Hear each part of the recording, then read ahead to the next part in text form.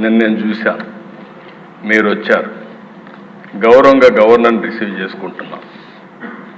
ప్రజాస్వామ్యంలో ప్రొటెస్ట్ చేయడం తప్పులేదు. నేను 5 ఏళ్ళు మాచర్లకు పోలేకపోయాను.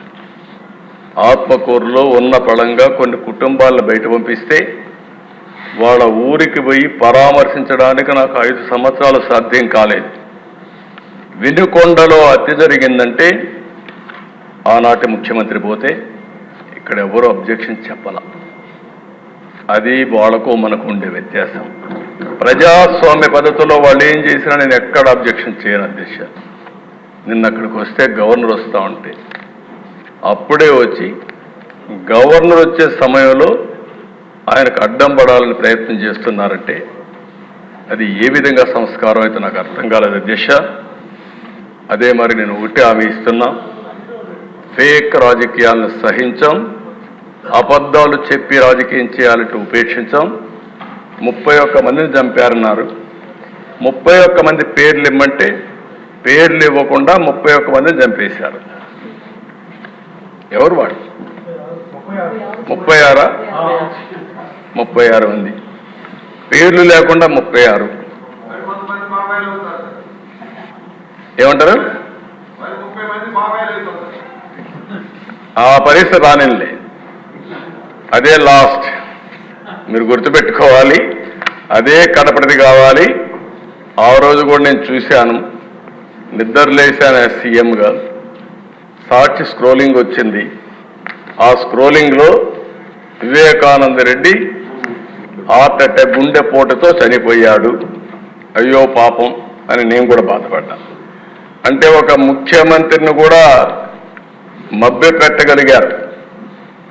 ఈరోజు రాష్ట్ర ప్రజానీకం గుర్తుపెట్టుకోవాల్సిన అవసరం ఉంది.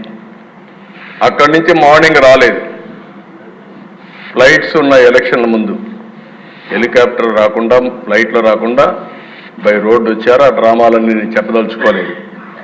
అంటే సాయంత్రం వచ్చారు, మాట మార్చేశారు.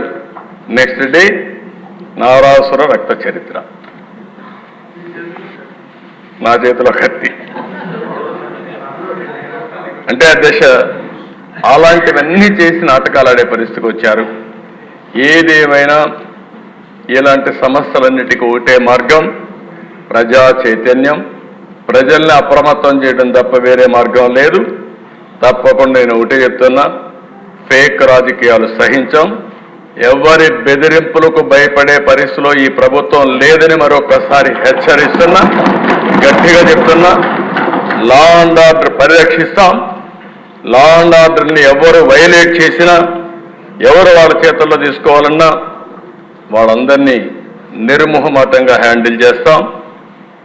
మత ఘర్షణల్ని, ఫ్యాక్షన్ రాజకీయాల్ని, రౌడీల్ని, తీవ్రవాద సమస్యని పరిష్కారం చేసే చరిత్ర ఇక్కడే మాది. నేరాలు చేయాలనుకుంటే రాష్ట్రం నుంచి బయట పారిపోయే పరిస్థితి వస్తుంది తప్ప ఇక్కడుండి నేరాలు చేసి రాజకీయ ముసుగులో మీ ఇష్ట ప్రకారం ఆడాలంటే మాత్రం జరగనేకుండా చేస్తామని చెప్పి నేను హెచ్చరిస్తున్నా. మేము నేరాలు చేయం, ఘోరాలు చేయం, కానీ మీరు చేస్తే మాత్రం సహించేది లేదని మరొకసారి హెచ్చరిస్తున్నాను అధ్యక్ష. ఒక పక్కన లా అండ్ ఆర్డర్ కాపాడాలి, అది మన బాధ్యత. ఇంకొక పక్కన మళ్ళీ రాష్ట్రంలో ఆంధ్రప్రదేశ్ బ్రాండ్ని ప్రమోట్ చేసుకోవాలి.